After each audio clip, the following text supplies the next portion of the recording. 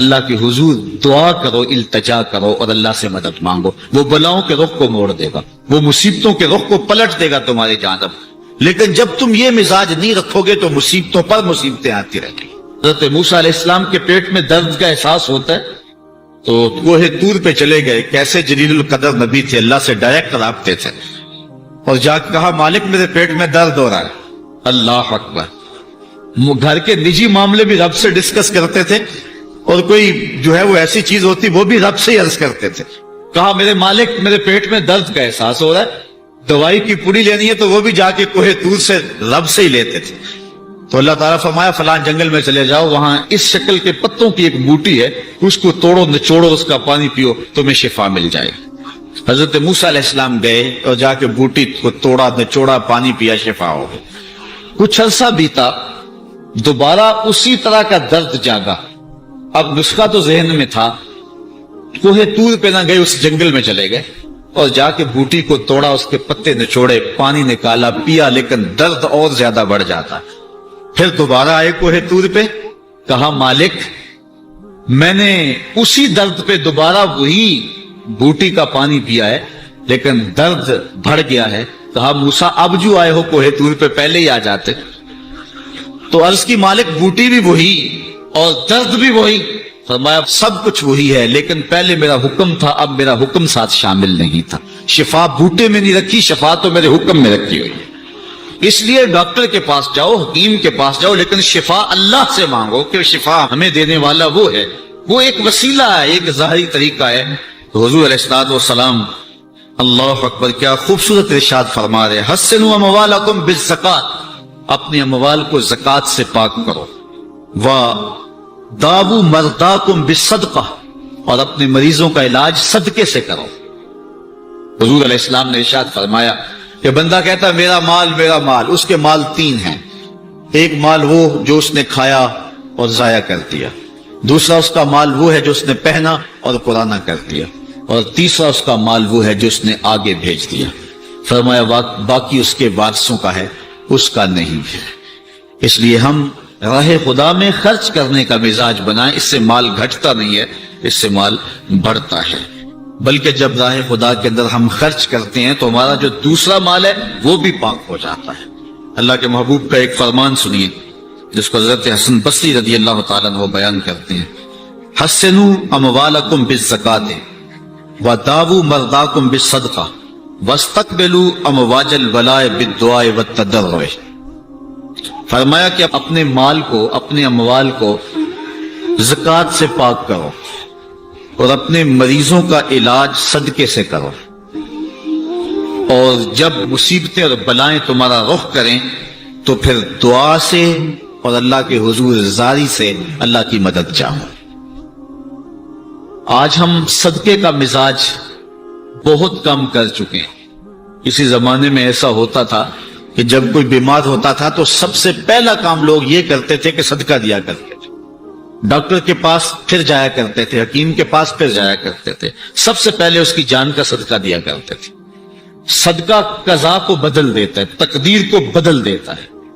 صدقہ سے اپنے مریضوں کا علاج کا، اصل ڈاکٹر کے پاس جانا، علاج کروانا سنت ہے، اس کی ممانعت نہیں ہے، لیکن یہ بات ہمیشہ ذہن میں رکھیے گا کہ ڈاکٹر کے پاس دوا ہے، شفا نہیں ہے، شفا اللہ کے دستے کرم میں۔ اس لیے جب بھی بیمار ہو جاؤ تو پہلے صدقہ کرو اور پھر ڈاکٹر کے پاس جاؤ۔ اللہ اس صدقے کی، شیخ سعدی نے لکھا ہے، مطاف کے اندر کنکروں پر پیشانی رکھ کے ایک بندہ زاروں کے طرح رو رہا ہے، اور کیا کہتا ہے، اللہ مجھے معاف کر دے، ورنہ قیامت کے دن مجھے نابینا اٹھانا، تیرا کیا تیرے بندوں کا سامنا بھی نہیں کر پاؤں گا۔ اتنے درد سے روتا ہے کہ چلنے والوں کے قدم رکتے ہیں۔ سر پہ کپڑا ڈالا ہے، زاروں کے تار، سسکیاں لے لے کے، ہچکیاں لے لے کے روتا ہے۔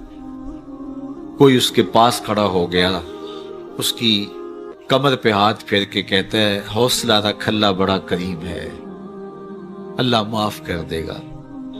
خیر جب وہ شخص رو رو کے آہوزاری کر کے اپنے رب کے حضور یہ تمنائیں کر کے اٹھ کے جانے لگا تو اس شخص کو شوق تھا کہ میں دیکھوں یہ ہے کون۔ اتنا خوف خدا، اتنا ڈر رہا ہے، پتہ نہیں کون ہے، کیا گناہ کر بیٹھا ہے. لیکن جب اس صاحب نے سر اٹھایا تو اس کی چیخ نکل گئی، فائزہ ہوا شیخ عبد القادر جیلانی. تو یہ زاروں کے تار رونے والا شیخ عبد القادر جیلانی تھا. ساری زندگی خدمت خلق میں بسر ہوئی، اللہ کے حکام بجا لاتے ہوئے، لیکن خوف خدا خشیت الہی کا عالم ہے. حضرت جنید بغدادی کے پیر ہیں حضرت سری سکتی رضی اللہ تعالیٰ کو، رشتے میں ماموں بھی لگتے ہیں. تو حضرت جنید بغدادی کو حضرت سری سکتی رضی اللہ تعالیٰ عنہ نے ایک دن وصیت کی. حضرت جنید کہتے ہیں میرے پاؤں تلے سے زمین سرکنے لگی. فرمانے لگے بیٹا جب میں مر جاؤں تو میری قبر بغداد سے باہر بنانا. میں نے پوچھا حضرت کیوں؟ لوگ تو بغداد میں دفن ہونے کو ترستے ہیں. کہا میری بدعمالیوں کی وجہ سے بغداد کی مٹی میری لاش قبول کرنے سے انکار نہ کرتے. الذین یبیتون لربہم سجدا وقیاما، یہ وہ لوگ ہیں جو اپنی راتیں سجدے میں اور قیام میں بسر کرتے ہیں. ہم تو 4 نمازیں تسلسل سے پڑھ لیں تو بے نمازیوں کو حقیر سمجھنے لگ جائیں.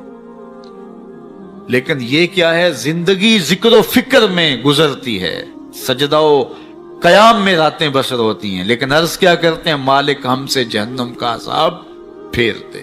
آؤ میں اور آپ اپنے گریبان میں جھانکیں، اپنے من میں اتریں. اللہ نے ہمیں کتنی نعمتیں عطا کی ہیں، کیا کچھ نہیں عطا کیا. ہماری راتیں کیا قیام اور سجدوں میں بسر ہوتی ہیں. ہماری 5 نمازیں بھی پوری ہیں. اگر ہماری 5 نمازیں بھی پوری نہیں اور سجدہ و قیام بھی ہمیں نصیب نہیں ہے تو پھر افسوس ہے ہمارے جینے. جب کسی سے پیار پیدا ہوتا ہے تو پھر یہ آرزو مچلتی ہے کہ میں اس کے ہونٹوں سے سنوں کہ میں تم سے پیار کرتا ہوں. تو بندہ ہو کے پیار رب سے کرتا ہے تو پھر دل میں آرزو تو مچلتی ہے کہ کانوں میں کوئی نغمے رس گولے اور کوئی مجھے کہے کہ تم پیار کرتے ہو تو وہ بھی تم سے پیار کرتا ہے، تو زندگی کی ساری تھکن اتر جائے. تو کہا کہ یہ سننا چاہتے ہو نا، یہ آرزو ہے نا تمہاری، تمہاری رت جگے، تمہاری راتوں کی تنہائیوں میں سجدے، تمہارا دن رات رکوع قیام اور تمہارا اس کے حضور پیچ و تاب اور اضطراب، اور زندگی کا یہ سارا تمہارا لف و نشر اس کی ذات کی رضا کے لیے ہے نا. تم چاہتے ہو کہ ہمارا رب ہم سے راضی ہو جائے. کبھی کعبے کے چکر کاٹ رہے ہو، کبھی پتھروں کو چوم رہے ہو، حجر اسود کو چوم رہے ہو، کبھی ملتزم پہ لپٹ لپٹ کے آہوزاریاں کرتے ہو، کبھی مطاف میں پیشانی رگڑتے ہو اور کبھی حتیم میں روتے ہو. تم اسی تڑپ میں ہو نا. یہی بتانا چاہتے ہو نا کہ ہم تجھ سے پیار کرتے ہیں، یہی بتانا چاہتے ہو نا کہ ہم تجھ سے محبت کرتے ہیں. کبھی سحری کے وقت مصلی بچھاتے ہو، تمہارے آنسو مصلی میں جذب ہوتے ہیں اور مصلی بھیگ جاتا تمہارے آنسوؤں سے. کوئی دیکھ نہیں رہا ہوتا لیکن تمہارے دل سے یہ ہوک اٹھتی ہے، جس کے لیے یہ آنسو جذب ہو رہے ہیں وہ تو دیکھ رہے نا. تمہیں یقین ہوتا ہے لیکن محبت میں عجب تکرار کی خو ہے.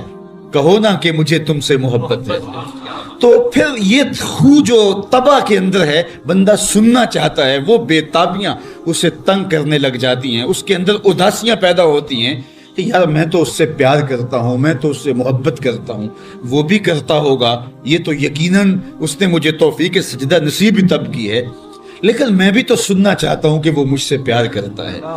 میرے سجدوں کا مل ڈالا اس نے. اگر میں گلی گلی کی خاک چھانی اور نگر نگر گھوم کے اس کے حرم کے چکر کاٹے اور دیوانہ وار گھوما تو وہ بھی تو کہے مجھے تیرے چکر عاشق زار نظر آ رہے ہیں اور میں تجھے پسند کرتا ہوں، تو چکر کاٹ رہا ہے، میرے حرم کا طواف کر رہا ہے، میں تیرے اوپر رحمتیں نچھاور کر رہا ہوں. تو سننا چاہتا ہے بندہ کہ وہ بھی کہے کہ ہاں تیری محبت قبول ہوئی، تیری محبت مراد کو پہنچی. تو آواز آئی تم یہ چاہتے ہو نا کہ وہ بھی تم سے محبت کا اظہار کرے اور اعلان کرے اور اس کی محبت کا تمہیں یقین تو ہے لیکن وہ مزید جو ہے وہ اذعان و یقین کے سانچے میں ڈھل جائے. تو کہا کہ یہ اگر تم چاہتے ہو تو تم ایک طریقہ بتاتا ہوں. تم محبت کا جواب چاہتے ہو، تم ان سجدوں کا جواب چاہتے ہو تم طواف اور ان چکروں کا جواب چاہتے ہو تو تمہیں بتاتا ہوں میرے رسول کی چوکھٹ پہ آؤ.